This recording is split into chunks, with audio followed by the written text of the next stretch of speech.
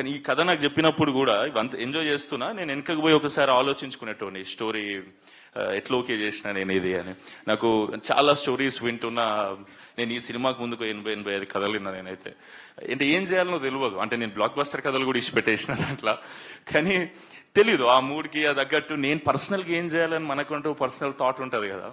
ఆ థాట్లో పోతుండే ఈ మనిషి వచ్చి సుభాష్ చంద్ర అనేట ఆయన వచ్చి నాకు ఈ గోదావరి గట్టుపైన అని కథ చెప్పిండు. సూపర్ ఎగ్జైట్ అయినా.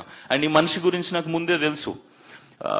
100 షార్ట్ ఫిలిమ్స్ చేసిర్రు. అది మజాక్ కాదు. ఒక మనిషి యూట్యూబ్లో కంటెంట్ అందరికీ చెప్పాలని చెప్పి 100 షార్ట్ ఫిల్మ్స్ చేయడం అనేది అస్సలు మజాక్ కాదు. నేను వీళ్ళ షార్ట్ ఫిల్మ్స్ చూసి మేము కాలేజ్లో ఉన్నప్పుడు మేము ఇన్స్పైర్ అయ్యేటోళ్ళం. నా ఫ్రెండ్ మనీ, దుర్గా వీళ్ళందరూ అన్న వాళ్ళ పాజిటివ్నెస్, ఈ షార్ట్ ఫిల్మ్స్, ప్రయాణం షార్ట్ ఫిల్మ్స్ నాకు చూపెట్టి అంటే సూపర్ క్వాలిటీ ఉండేటి 10-15 ఏళ్ళ క్రితమే. అవి చూసి ఇట్లా ఇన్స్పైర్ అయ్యి మనం కూడా ఇట్లా చేద్దామరా అని అనుకున్నాం. దాని తర్వాత మేము సంహౌ సినిమాలకు వచ్చినాం. మేము ఫేమస్ అనే సినిమా చేసినాం.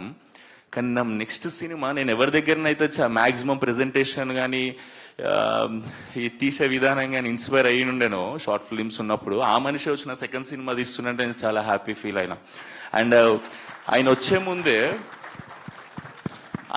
ముందే నాకు తెలిసి ఈయన ఎట్లాంటి కథ చెప్తాడు. ఎందుకంటే ఆయన మైండ్ సెట్ అనే షార్ట్ ఫిల్మ్స్ అవన్నీ నాకు ముందే ఐడియా ఉన్నాయి కాబట్టి. ఆయనకు నేను తెలియదు డెఫినెట్లీ కదా, అంటే పరిచయం లేదు.